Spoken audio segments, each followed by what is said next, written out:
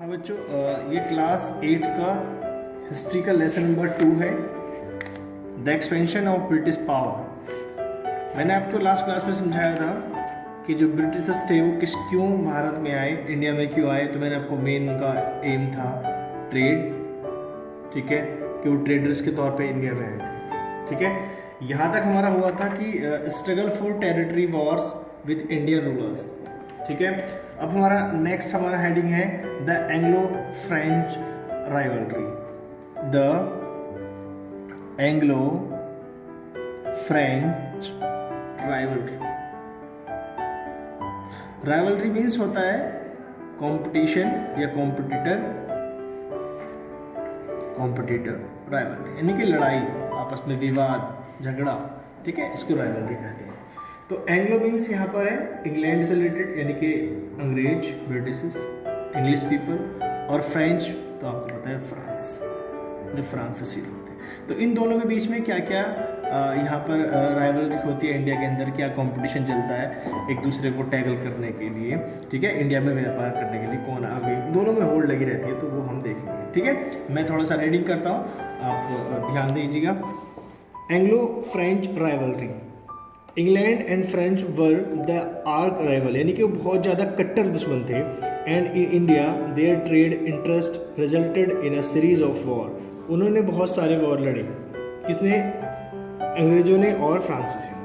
All this Wars were together known by the name of Carnatic war, उन सबको क्या कहते हैं हम, कर्नाटिक वॉर के नाम से जानते हैं, जो अंग्रेजों और फ्रांसीसी के बीच में लड़े गए। क्या नाम बोलते हैं, कर्नाटिक वॉर्स में।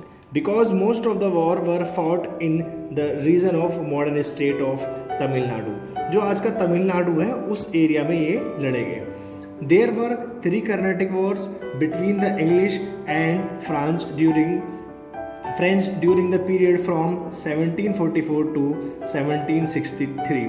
तो कर्नाटिक वॉर 3 हुए हैं इन दोनों के बीच में, ठीक है। कब से कब तक, 1744 से 1763 तक, यानी कि इन दोनों के बीच में हम कह सकते हैं कि 3 वॉर हुए हैं, first war, second Carnatic war and third Carnatic war, ठीक है। तो इन तीन कर्नाटिक वॉर हुए हैं हमारे पास, ठीक। कब से कब तक हुए हैं, 1744 से लेकर के 1763 तक, ठीक है।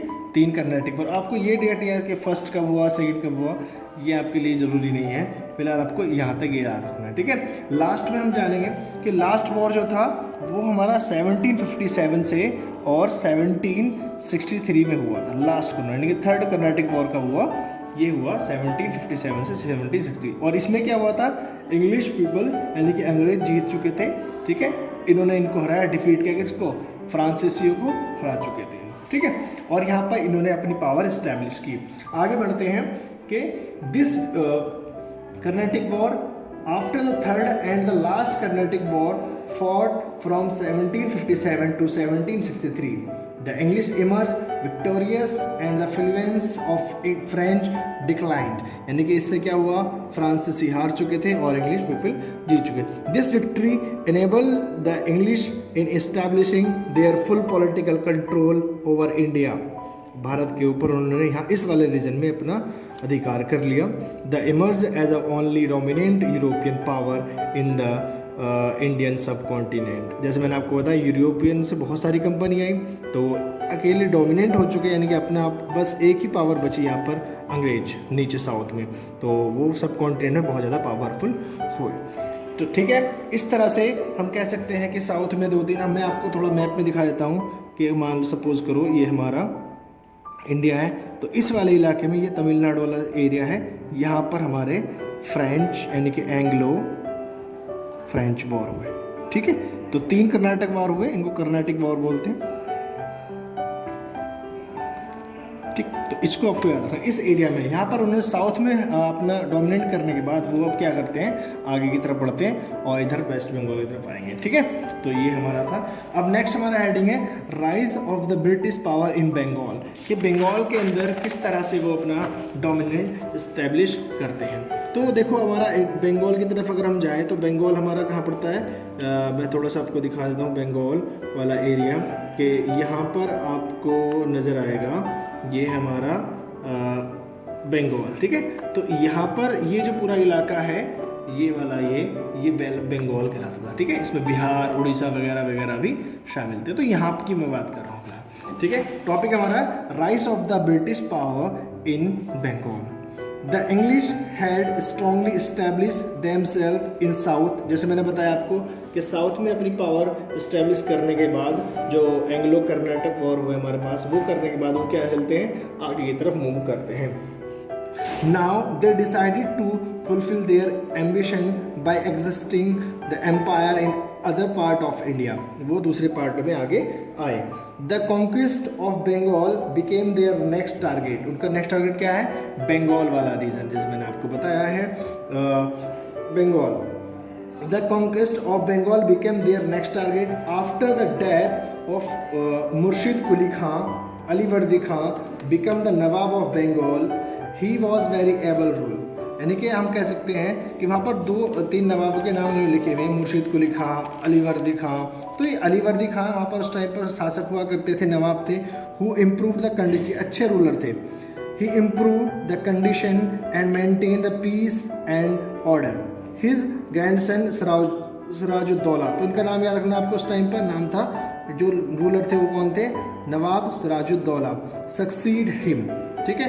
यानी कि जो अलीवर्दी खां हैं और कुली खां, मुर्शिद कुली खां हैं, इनका सब ये वहाँ के बंगाल के नवाब थे। लेकिन आपको फिलहाल नाम सिराजुद्दौला नाम था उनका, जो उस टाइम पर वहाँ के राजा थे। He had not kept good relation with the English east India company. तो इनके रिलेशन अच्छे नहीं थे अंग्रेज़ों के साथ। उनके बाद क्या हुआ कि एक Mir Jafar was the commander of the nawab. इनकी जो आर्मी थी नवाब सिराजुद्दौला की, तो उनके एक कमांडर थे मीर जाफ़र।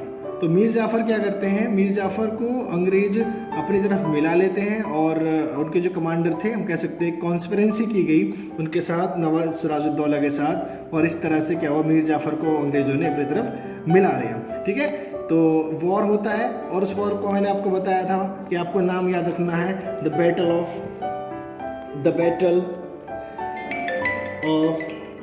प्लासी, ठीक है। तो बैटल ऑफ प्लासी कब हुआ, 1757। तो 1757 में क्या होता है कि जो नवाब सिराजुद्दौला